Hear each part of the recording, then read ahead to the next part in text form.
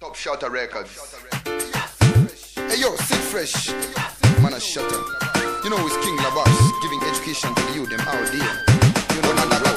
wakapiwa maria chingwa kuti muri imweti iwe wave kutenga matson unogaro shingorudza nekonesa amai shamwari usatamboshaiso ndakakutaurira kuti usarove amai nekuti unotanda botso zvaunotya mari bazi kwasa uchaenda nei wakati ndinoshandisa basko unoda kuzviita ani iwe pampan unoda kuzviita baba iwe pambapan muri yese inosuwa kana iwe wasvika nekuti nguva dzese unouya wakadakwa torara chodai uchimboisa omvura nekuti msoro wako watozarangura sararama upenyu wechiboora ngoma nekuti wemangwana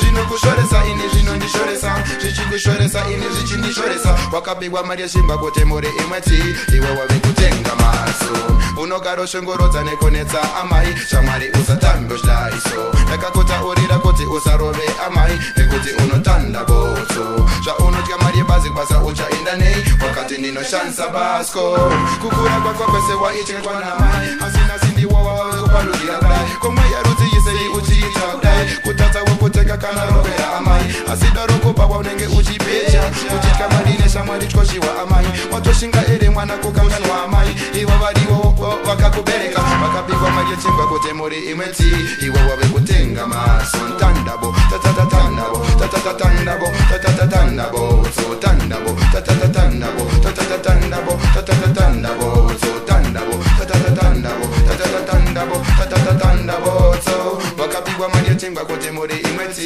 iwe wave kutenga maso